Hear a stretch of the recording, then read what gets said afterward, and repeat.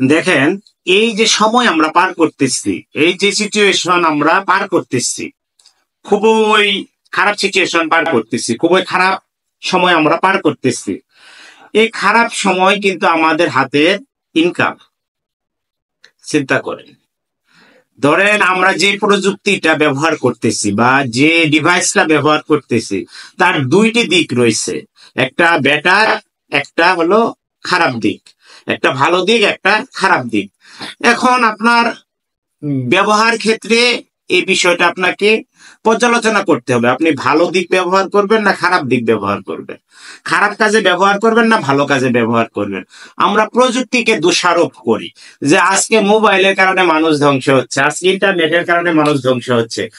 যে internet create করছে, যে ইন্টারনেট তৈরি করছে বা সমাজের মধ্যে ছড়িয়ে দিছে, সে কি আপনার কখনো বলছে যে আপনি নেগেটিভ সাইট গুলাতে ব্রাউজিং করেন, নেগেটিভ সাইট গুলাতে আপনি প্রবেশ করেন? সে কি কখনো বলছে আপনাকে? কোনোদিনও বলেনি।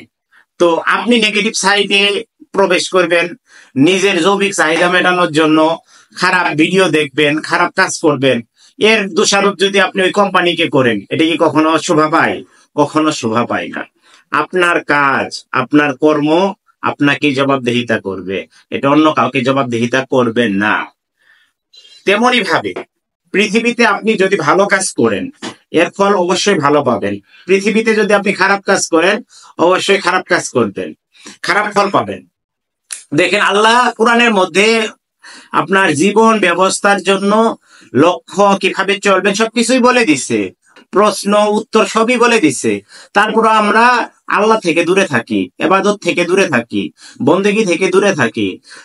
তো এই দোষ কি বিধাতাকে দিলে হবে? এই দোষ কি খোদা তালাকে দিলে হবে? সৃষ্টিকর্তাকে দিলে হবে? কখনো দেয়া যাবে না।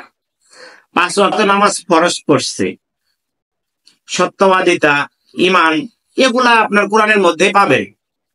কিন্তু কোন মানুষটা ইমানের সহিত কাজ করে, কোন মানুষটা সুদ ঘুষ ব্যতীত তার জীবন অতিবাহিত করতেছে, দেখাইতে পারবেন? খুবই অল্প পরিমাণ। তারা ভালো আছে। যারা এইসব জীবন ব্যবস্থা সঠিকভাবে মেনে চলে, তারাই সফলতা হয় বা তারাই সফল হয়।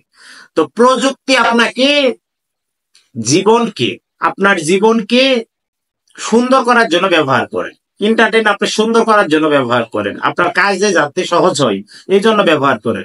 আপনি খারাপ কাজে ব্যবহার করবেন, এতে করে আপনার ক্ষতি হবে, এ দায়ভার কি ইন্টারনেট কোম্পানি নিবে? কখনো কোনো দিনও নিবে না, এটা নেওয়া সম্ভবই না।